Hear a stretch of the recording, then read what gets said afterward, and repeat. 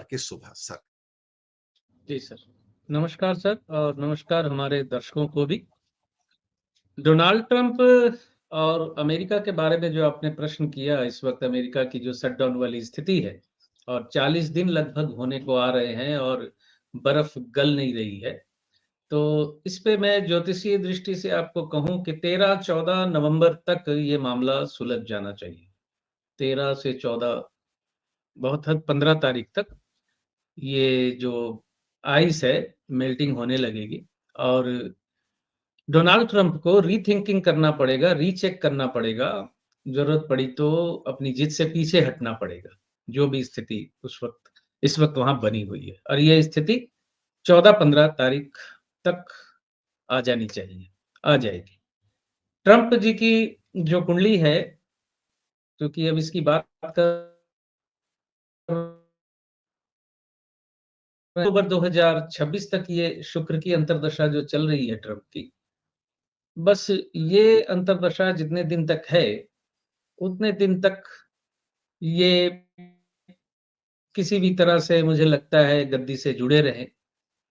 लेकिन जैसे ही 26 अक्टूबर 2000 नहीं 15 अक्टूबर 2026 से सूर्य की अंतर्दशा जैसे शुरू होगी, इनका 9-12 का कॉम्बिनेशन एक्टिवेट हो रहा है। मेरा अंदेशा है, मैं पहले भी कई बार कह चुका हूं कि डोनाल्ड ट्रंप का जो कार्यकाल है बीच में रुक जाएगा। अगर अक्टूबर 2026 के बाद सूर्य की अंतर्दशा जो डोनाल्ड ट्रंप की कुंडली की शुरू हो रही है,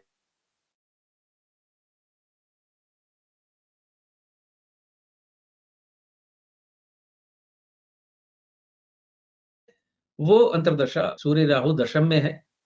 और मैं कई बार ये बात बोल चुका हूं, यहां ना बोली हो, कहीं ना कहीं कहीं और बोली हो, लेकिन मैंने ये बात कई बार कही है कि सूर्य राहु अगर एक साथ होते हैं तो सूर्य राहु के कंजंक्शन वाला जो जातक होता है, वो सत्ता को प्राप्त करने के लिए किसी भी सीमा को पार करने को तैयार रहता है। कुछ भी करना चाहता है वो ताकत को हस्तगत करने के लिए, सूर्य राहु का जो योग होता है, क्योंकि राहु की तिकड़म उसमें इन्वेस्टेड हो जाती है। और सूर्य का मंगल के नक्षत्र, मंगल का चलित में द्वादश और नवमेश होते हुए नवम भाव सत्ता से बाहर कर सकता है, और द्वादश भाव में मंगल का कनेक्शन, इनके ऊपर कोई असैसिनेशन जैसी स्थिति भी या अटेम्प्ट भी लिया जा सकता है। तो ट्रंप तो क्या कर रहे हैं अमेरिका में, ट्रंप ही जाने, इस पे और क्या कहा जाए। जी, लेकिन ममदानी का राइज एक अपने आप में एक बड़ी चुनौती है। वो ठीक है, एक नेचुरलाइज सिटीजन नहीं है, राष्ट्रपति के लिए अप्लाई नहीं कर सकते, लेकिन ममदानी का राइज कम से कम दक्षिणपंथी शक्तियों की एक डिफीट तो है सर। मुझे बड़ी अच्छी बात ये है कि आपको बता दूं,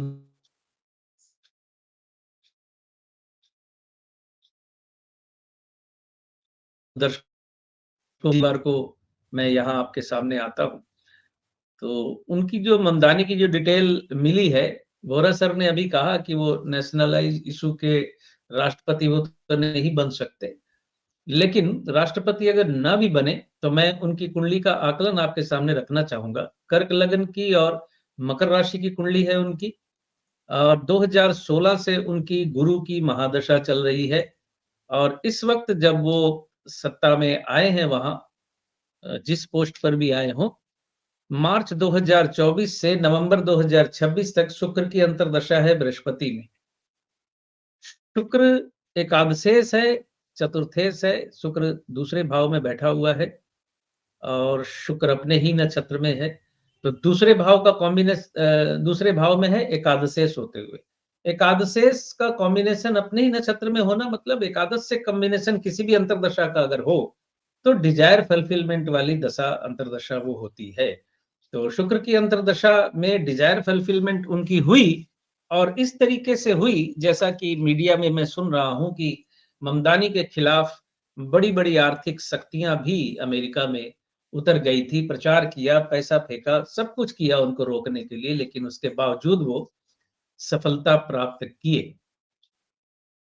दक्षिणपंथी विचार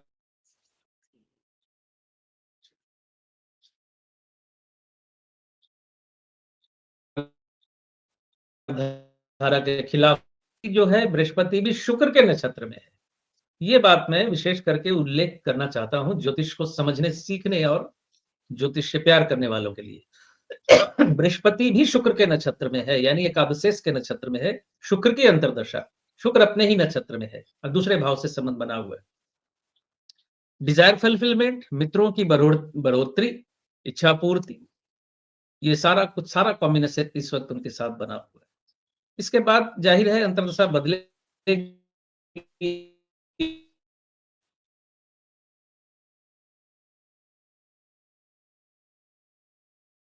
उनकी, तो सूर्य की अंतर्दशा तीसरे से संबंध बनाएंगे। मंगल, हाँ, मंगल भी तीसरे से ही संबंध बना रहा है, थर्ड हाउस से। तो तीसरा भाव चेष्टाओं का भाव और साहस का, करेज का भाव होता है। तो आने वाली अंतर्दशा सूर्य की भी उनकी फेवरेबल ही है, चंद्रमा की भी फेवरेबल है, चंद्रमा भी मंगल के नक्षत्र में है। सूर्य मंगल का कॉम्बिनेशन है, सूर्य मंगल का कॉम्बिनेशन जातक को प्रशासनिक ताकत देता है, एडमिनिस्ट्रेटिव पावर देता है, और साथ में बुध बैठा हुआ है जो उनकी वाक शक्ति को बहुत ज्यादा मजबूत करता है। यानी वो तर्क जो देंगे, उनके तर्कों को काटना बड़ा मुश्किल लगेगा लोगों को। और भविष्य की दृष्टि से देखते हुए उनकी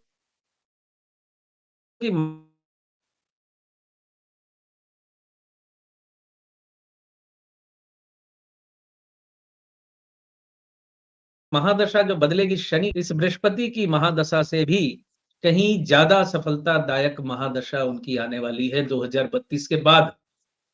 तो नजर रखिए ममदानी जी के ऊपर, आने वाले वक्त में बहुत कुछ दिखाएंगे वो। ट्रंप के ही रिलेशन में है कि अभी ट्रंप ने तो मोदी का तेल पानी बंद कर दिया सर। मोदी मान ही नहीं रहे थे, बल्कि तेल बढ़ाते जा रहे थे, रशिया से ये दिखाने की कोशिश कर रहे थे कि तू मेरा कुछ नहीं कर सकता। लेकिन जैसे ही रशिया की ऑयल कंपनी पे सैंक्शन लगाया और 21 नवंबर की डेट दे दी कि भैया ये लास्ट डेट है, इसके बाद ना तुम सेटलमेंट कर सकते हो, ना पेमेंट कर सकते हो, ना तेल खरीद सकते हो। इसने मोदी का तेल निकाल दिया। और अब जयशंकर कल रो पीट रहे थे, छाती पीट रहे थे। देखिए बाकी लोगों को तो अलाउ किया, हमको अलाउ नहीं किया। अब हमारे पास कोई चारा बचता नहीं है सिवाय इसके कि रूस से तेल लेना बिल्कुल ही बंद कर दें। सर, ट्रंप को इतना लाइटली लेने की ज़रूरत क्या थी? और इतना बोलने की ज़रूरत क्या है जयशंकर के लिए कि बाकियों को तो आप अलाउ करते हो, आज हंगरी को भी अलाउ कर दिया कि तुम 1 साल तक तेल खरीद सकते हो, लेकिन इंडिया को अलाउ नहीं कर रहे हैं। ये देखिए कि कैसे मोदी का वो तेल निकाल रहे हैं सर। वैसे कैसे मोदी के खिलाफ वो पूरा का पूरा एक किस्म से कहते हैं ना, उसका एक वेंडेटा है सर उसका ट्रंप का कि छोड़ूँगा नहीं तेरे को मैं। ये है सर। नहीं, हल्के में ट्रंप को नहीं ले रहे, ऐसा नहीं है। ये लोग ट्रंप को हल्के में नहीं ले रहे हैं, ट्रंप को हल्के में ले रहे हैं, ये दिखा रहे हैं अपने समर्थकों को, बस और कुछ नहीं। अपने अभी पिछले 10 सालों से विशेष करके राजनीति ऐसे स्तर पे आई है कि जो लीडर है वो सिर्फ अपने समर्थकों को ध्यान में रखते हुए बयान देता है, उसको बाकी किसी चीज से लेना देना नहीं। उनके समर्थक खुश हैं और उनके समर्थन में खड़े हैं, बिल्कुल अंगद के पैर की तरह, और यही वो चाहते हैं। अगर ट्रंप को वो हल्के में ले रहे होते तो जो विभिन्न देशों में जाने की बात थी, जहां ट्रंप पहुंचे थे, और हमारे आदरणीय प्रधानमंत्री श्री नरेंद्र मोदी जी की भी जाने की बात थी, तो मोदी जी नहीं गए वहां पर।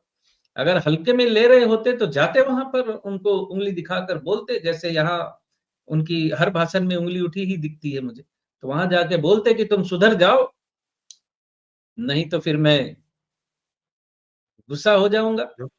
रौद्र रूप दिखा दूँगा। रौद्र रूप वहां दिखाते, लाल आंखें दिखाते वहां, पता नहीं, लेकिन हल्के में नहीं ले रहे। हल्के में ले रहे होते तो वहां जाके उनके मुंह पर जवाब देते। ये सिर्फ अपने समर्थकों को दिखाना चाहते हैं कि हम कुछ नहीं समझते उन्हें। अरे ट्रंप वहां गए हैं, मोदी जी क्यों जाएंगे? मोदी जी ग्लोबल लीडर है, सारे ग्लोबल के जब बड़े बड़े सब नेता आएंगे तब वो जाएंगे। ट्रंप क्या है? ट्रंप कौन है? ऐसे ही है। कल अमेरिका कहता था तुम कौन हो बे, आज हम कहते हैं अमेरिका को तुम कौन हो बे टाइप की स्थिति यहाँ बनी हुई है। ये ये चर्चा का स्तर है हमारे भारतवर्ष में इस वक्त राजनीतिक चर्चा का। मैं संसदीय भाषण भी सुनता था कभी-कभी, कम उम्र में भी। आडवाणी जी जब भाषण देते थे, पिन ड्रॉप साइलेंस होता था संसद में। अटल बिहारी वाजपेयी जी भाषण देते थे तो पिन ड्रॉप साइलेंस होता था संसद में। और भी जो बड़े लीडर हैं, जिनके नाम इस वक्त मैं गिन के उच्चारण नहीं कर पा रहा, ये लोग बोलने उठते थे तो लोग चुप हो जाते थे। आज क्या स्थिति है?